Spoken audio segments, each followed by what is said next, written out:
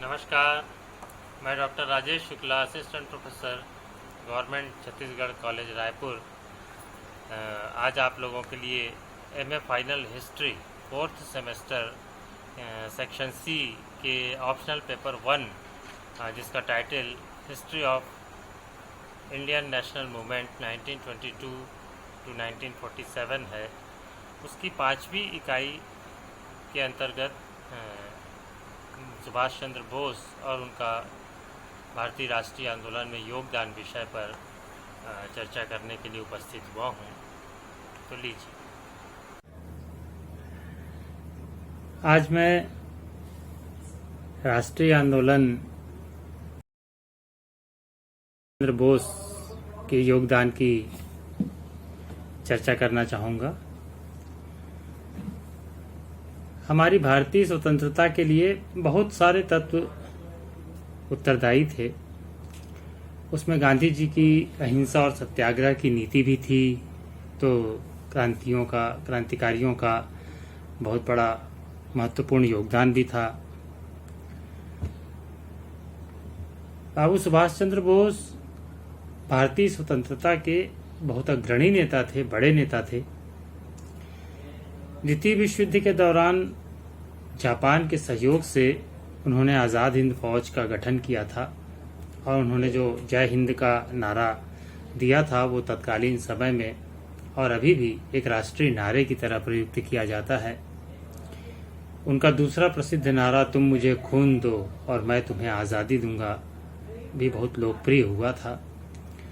तो हम उन्हीं सुभाष चंद्र बोस नेताजी का भारतीय स्वतंत्रता में क्या महत्व है, इस विषय पर बातचीत करेंगे।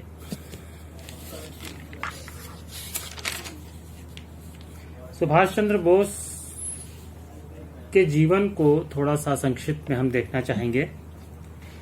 उनका जन्म 23 जनवरी 1897 को कटक में, उड़ीसा में हुआ था। पिता जानकीनाथ और माता प्रभावती देवी थीं। और जब बंगाल में स्वदेशी आंदोलन चल रहा था तो उसका बड़ा सकारात्मक प्रभाव सुभाष चंद्र बोस पर पड़ा था। साथ ही साथ वो विवेकानंद के विचारों से भी बड़े प्रभावित हुए थे और उन्हीं की वजह से उन्हें निर्धनों से विशेष प्रेम हो गया था। उस समय जब महामारी फैली थी तो वो गांव-गांव जाकर निर्धनों की और पीड़ितों की सेवा के कार्य में संलग्न रहते थे। 1913 में उन्होंने मैट्रिक की परीक्षा उत्तीर्ण की थी और बाद में प्रेसिडेंसी कॉलेज से एफए किया था। बाद में वहीं से ग्रेजुएट बीए भी किया था। 1920 में, जैसा कि उनके पिताजी चाहते थे, उन्होंने आईसीएस की परीक्षा उत्तीर्ण की थी, लेकिन उनका मन तो भारतीय आज़ादी के लिए जो संघर्ष चल रहा था उसी में लगा रहता था और वो अंग्रेज़ों की नौकरी नहीं करना चाहते थे। 1921 में जब प्रिंस ऑफ वेल्स का भारत आगमन हुआ था तो उसके विरोध में जो भारत में वातावरण बना था उसमें उन्होंने सक्रिय भूमिका निभाई थी और इसीलिए उन्हें ब्रिटिश सरकार ने 6 महीने की सजा भी दी थी।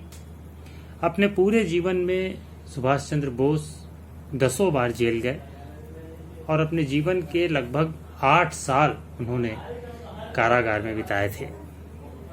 1923 में जब स्वराज दल का गठन किया गया तो उन्हें महामंत्री स्वराज दल का बनाया गया था और स्वराज दल के नेतृत्व में जब स्थानीय शासन का चुनाव हुआ, कलकत्ता नगर निगम में चुनावी सफलता मिली, तो उन्हें कार्यवाहक अध्यक्ष भी वहां का बनाया गया था। उन्होंने एक बड़ा महत्वपूर्ण कार्यवाहक अध्यक्ष रहते हुए ये किया था कि उन्होंने कलकत्ता की सड़कों का नाम जो ब्रिटिश लोगों के नाम पर था को बदलकर भारतीय महापुरुषों के नाम पर किया था। गांधी जी से वैचारिक रूप से असहमत होने के बावजूद वो उनके द्वारा प्रारंभ किए गए आंदोलनों में भाग लेते रहे। सविनय अवज्ञा आंदोलन जब प्रारंभ हुआ तो उन्होंने भी नमक कानून तोड़ा, पर बाद में जब गांधी जी ने सविनय अवज्ञा आंदोलन को स्थगित कर दिया तो सुभाष चंद्र जी बोस को ये बहुत अप्रिय लगा और उन्होंने इसकी बहुत आलोचना भी की थी। 1938 में सुभाष चंद्र बोस ने पट्टाभी सीतारामैया को हराकर हरिपुरा अधिवेशन में और गांधी जी की इच्छा के विरुद्ध बहुमत प्राप्त करके कांग्रेस के अध्यक्ष के रूप में निर्वाचित हुए थे। ये उनकी लोकप्रियता इसी बात से ही अंदाज लगाई जा सकती है कि वो कितने लोकप्रिय थे कि गांधी जी की इच्छा न रहने के बावजूद और पट्टाभी सीतारामैया जैसे लोकप्रिय नेता को हराकर उन्होंने अध्यक्ष का चुनाव जीता था।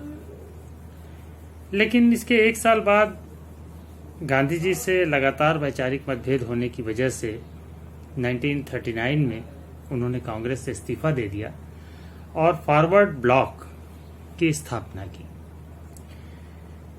फॉरवर्ड ब्लॉक के कुछ आधारभूत सिद्धांत उन्होंने बनाए थे, जैसे पूर्ण स्वतंत्रता के लिए निरंतर ब्रिटिश साम्राज्यवाद के विरुद्ध संघर्ष करते रहना,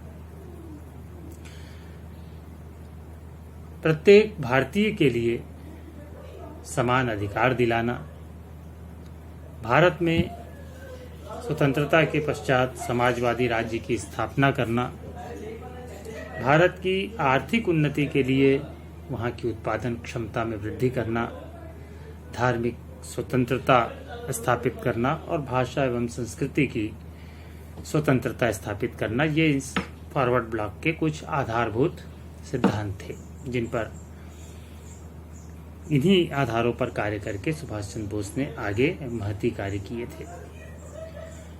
ब्रिटिश सरकार के विरोध में कार्य करने की वजह से और उनकी गतिविधियों में ब्रिटिश सरकार की नज़र में राजद्रोह की बू आने की वजह से 1940 में उन्हें गिरफ्तार कर लिया। तब उन्होंने सरकार को एक पत्र लिखा था, बड़ी अच्छी भाषा थी उसकी, कि उन्होंने उस पत्र में लिखा था कि मुझे स्वतंत्र कर दो, अन्यथा मैं जीवित रहने से इनकार कर दूंगा। इस बात का निश्चय करना मेरे हाथ में है कि मैं जीवित रहूं या मर जाऊं। और फिर उन्होंने अनशन करना प्रारंभ कर दिया। सरकार इससे डर गई और उन्हें रिहा कर दिया। लेकिन रिहा होने के बावजूद वे फिर उसी प्रकार की गतिविधियों में लिप्त हो गए। तब सरकार ने उन्हें घर पर ही नजरबंद कर दिया। इसी समय इनकी मुलाकात वीर सावरकर से हुई। आप लोगों ने नाम सुना होगा, विनायक दामोदर सावरकर, महान क्रांतिकारी नेता, राष्ट्रवादी, जिन्होंने एक बहुत प्रसिद्ध किताब लिखी थी 1857 का स्वातंत्र्य समर। एक और किताब है उनकी हिंदुत्व पर, हिंदू कौन। लेकिन उनकी वो जो किताब थी 1857 की आज़ादी की लड़ाई पर जो उन्होंने लिखा था, काफ़ी प्रसिद्ध हुई थी और बिल्कुल नए और क्रांतिकारी राष्ट्रवादी विचार उस समय सामने आए थे। अन्यथा उसके पहले तो ये समझा जाता रहा था कि 1857 की जो क्रांति थी वो या तो एक सैनिक विद्रोह था, या तो मुसलमानों का षड्यंत्र था, या दूसरा कोई स्वरूप था। पहली बार यह स्थापित किया गया था कि वो ये सब नहीं था, वरन भारत की आज़ादी के लिए, भारत की स्वतंत्रता के लिए किया गया पहला राष्ट्रीय आंदोलन था, प्रयास था। बहरहाल सावरकर ने सुभाष चंद्र बोस को सलाह दी कि वे इस तरह के छोटे छोटे कार्यों में अपनी शक्ति का अपव्यय ना करें। सावरकर जी ने सुभाष चंद्र बोस की क्षमता को अच्छे से आकलन कर लिया था। उन्होंने कहा कि बोस से कहा कि आप अपनी शक्ति को बड़े कार्यों में लगाइए और कोई बड़ा कार्य करिए। तब सुभाष चंद्र बोस ने विदेशों से सहायता प्राप्त कर भारतीय स्वतंत्रता का प्रयास किया और वो जनवरी 1941 में भारत छोड़कर पेशावर पहुंचे, एक मुसलमान का वेश बनाकर। जियाउद्दीन अपना नाम रखा और फिर वहां से काबुल पहुंचे। वहां इटली के एक मंत्री अल्बर्टो क्रोनी से उनकी मुलाकात हुई। उन्होंने सुभाष चंद्र बोस की सहायता का आश्वासन दिया और उनके लिए, उनकी आगे की यात्रा के लिए एक पासपोर्ट भी बनाया, जिसमें उसका नाम, सुभाष चंद्र बोस का नाम ऑरलैंडो मजोटा रखा। सुभाष चंद्र बोस ने इटली को अपनी योजना से अवगत कराया। अल्बर्टो क्रोनी, जिनसे उनकी मुलाकात हुई थी, उन्हें अपनी प्लानिंग समझाई। उन्होंने बताया कि उनका उद्देश्य स्वतंत्र भारत की सरकार बनाना है और इस स्वतंत्र भारत की सरकार को इटली, जर्मनी और जापान, जो उस समय धुरी राष्ट्र के नाम से प्रसिद्ध थे, वो मान्यता दें, उन्हें आर्थिक सहायता दें, हथियारों की सहायता करें, अंग्रेजों के विरुद्ध जो भारतीय आज़ादी के लिए लड़ाई लड़ी जानी है उसके लिए, जिसका भुगतान जो है वो आज़ादी के बाद उन्हें कर दिया जाएगा। अब यदि इन प्रकार की बातों के लिए, यानी मान्यता देने के लिए स्वतंत्र भारत की, या हथियार और आर्थिक सहायता देने के लिए राष्ट्र तैयार हो जाते हैं, धुरी राष्ट्र, तो सुभाष चंद्र बोस ने कहा कि वो स्वतंत्र भारत सरकार के रूप में कार्य करना प्रारंभ कर देंगे। रेडियो और पर्चों के द्वारा अंग्रेजों का निरंतर विरोध करेंगे। भारत के क्रांतिकारियों को, जो भारत में रहकर क्रांतिकारी आंदोलन चला रहे थे, और संगठित करने का प्रयास करेंगे। अंग्रेजी सेना में जो भारतीय सैनिक थे उनको विद्रोह करने के लिए प्रेरित करेंगे।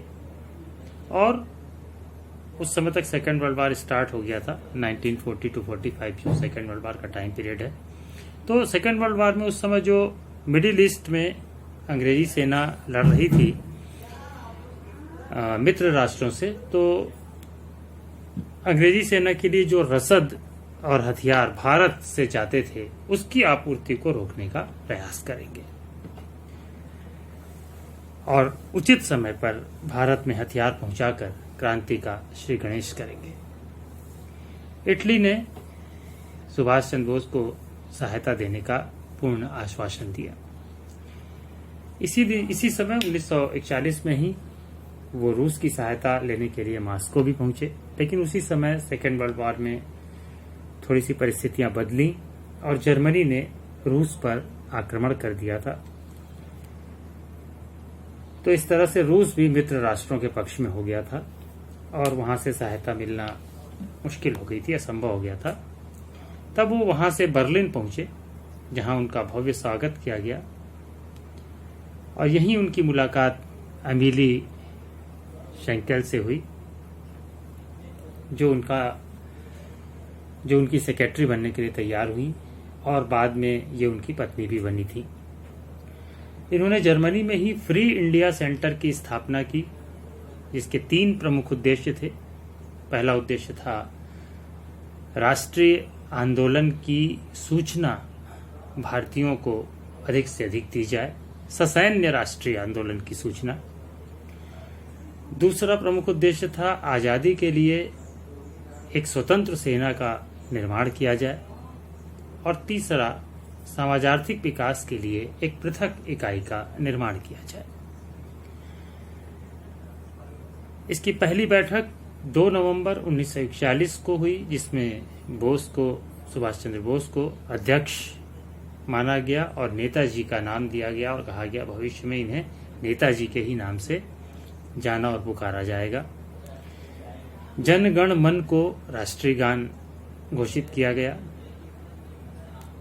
और अभिवादन के लिए इन्होंने जय हिंद का प्रयोग किया। इसी बीच जापान ने, द्वितीय विश्व युद्ध लगातार चल ही रहा था, तो जापान ने सिंगापुर पर अधिकार कर लिया था और हजारों भारतीयों को, जो अंग्रेजों की तरफ से युद्धरत थे, बंदी बना लिया था। तब बोस ने जापान के लिए प्रस्थान किया। जापान में इन दिनों भारत से जाकर जो प्रसिद्ध क्रांतिकारी रासबिहारी बोस थे वो शिफ्ट हो गए थे, बस गए थे, और वो वहां से रहकर, जापान में रहकर भारतीय क्रांतिकारियों की मदद करते थे। तो रासबिहारी बोस ने ही टोक्यो सम्मेलन का आयोजन किया था, जो 28 से 30 मार्च 1942 को संपन्न हुआ था। इस टोक्यो सम्मेलन में कुछ महत्वपूर्ण बातें ऐसी थी कि एक सेना का संगठन किया जाए भारतीय स्वतंत्रता के लिए, इंडिया इंडिपेंडेंस लीग की स्थापना की जाए, और इसकी अगली बैठक जून 1942 में बैंकॉक में पुनः आयोजित की जाए।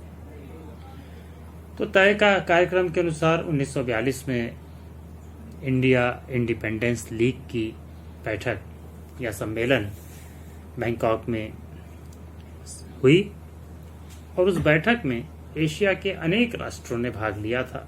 बर्मा, मलाया, चीन, जापान, थाईलैंड, हांगकांग, फिलीपीन आदि सारे देशों ने इसमें भाग लिया था। इसमें इंडिया इंडिपेंडेंस लीग के सिद्धांतों के बारे में चर्चा हुई थी, और कहा गया था कि इसके प्रमुख सिद्धांतों में एकता, विश्वास और त्याग, इन 3 बातों का समावेश किया जाएगा। Unity, faith and sacrifice. दूसरा सिद्धांत स्वीकार किया गया था कि भारत अविभाज्य है, उसका विभाजन नहीं किया जा सकेगा। और तीसरी बात कही गई थी कि लीग का, यानी ये इंडिया इंडिपेंडेंस लीग का प्रत्येक कार्य धर्मनिरपेक्षता पर आधारित होगा। इस तरह से सुभाष चंद्र बोस ने भारतीय आजादी के लिए विदेशों में रहकर विदेशी सहायता से अभूतपूर्व कार्य किए थे। अगले वीडियो में हम आजाद हिंद फौज के बारे में चर्चा करेंगे। धन्यवाद।